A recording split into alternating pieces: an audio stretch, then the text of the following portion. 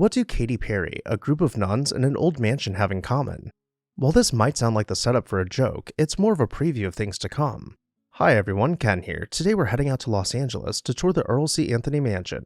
Hit that subscribe button and let's explore this house. Earle C. was a self-made businessman and philanthropist whose entrepreneurial spirit helped shape early 20th century California.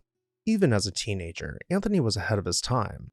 At age 17, he built one of Los Angeles' first automobiles, an electric car of his own design.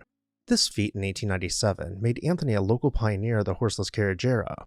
A few years later in 1904, he and his father founded the Western Motor Car Company in Los Angeles, selling some of the earliest car brands, and soon secured the coveted Packard automobile distributorship for California.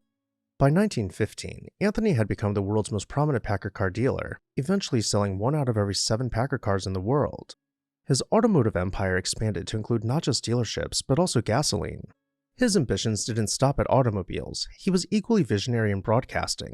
In 1922, working from a makeshift setup on his kitchen table, he assembled a 50-watt transmitter and launched radio station KFI AM, which would grow into one of Los Angeles' most powerful radio stations at 50,000 watts.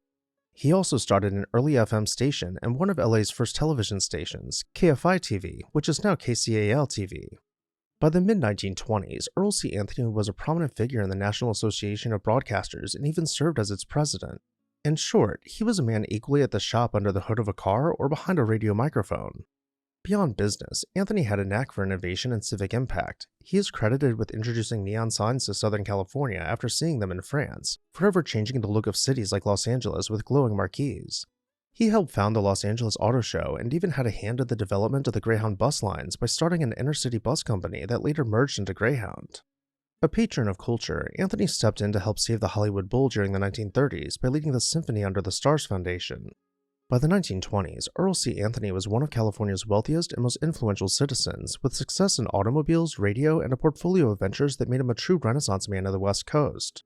With great success came the means to build a dream house, and Anthony's dream was anything but modest. In 1927, he commissioned renowned architect Bernard Maybach to design an estate in Los Feliz that would reflect a romantic, old-world grandeur. The result was the Earle C. House, a sprawling 8-acre compound crowned by a 30,000-square-foot mansion that looks like a slice of Europe transplanted to Southern California. This was Maybach's only architectural project in Los Angeles, and he made it count. The design is an eclectic mix of medieval, Gothic, Spanish, and Tudor elements.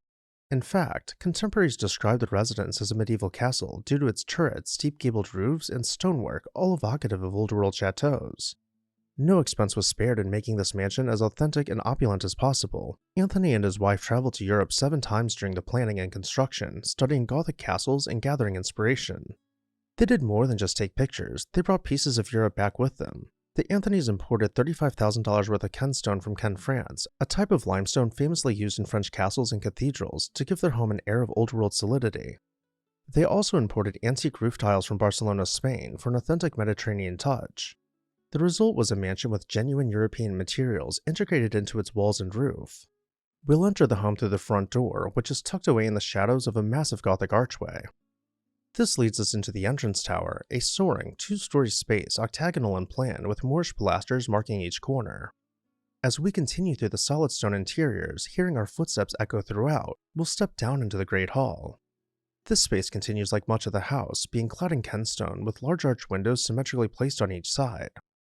Above us, exposed trusses create coffers filled in with carvings and the faintest hints of multicolored hand stenciling.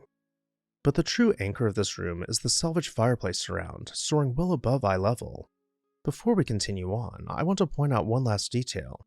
While the courtyard beyond the windows might steal our attention, there are rosettes carved into the windows and casements that we'd be remiss to pass over. Let's now continue into the next room, peeling back velvet portieres to reveal an antique European tapestry welcoming us to the dining room.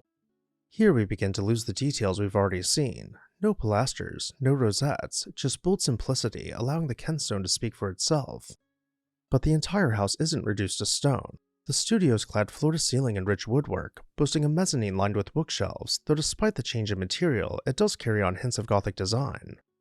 Let's find the first grand staircase and trace its curving balustrade up to the second level as we admire the structural integrity and how perfectly fit together the stone blocks are that support the staircase.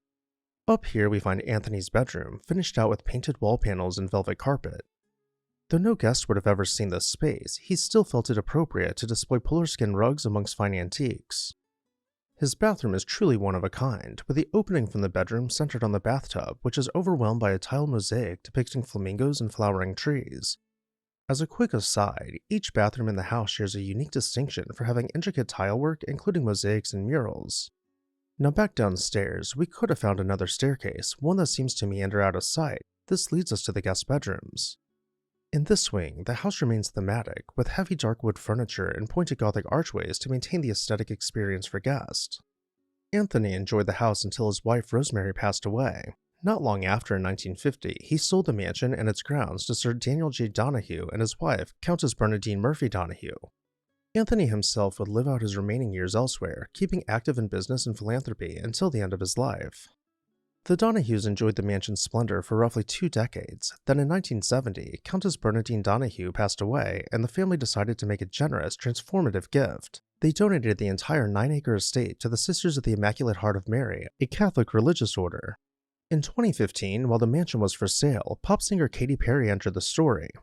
Perry, known for her chart-topping hits and her California roots, expressed a keen interest in buying the old Anthony estate from the Archdiocese.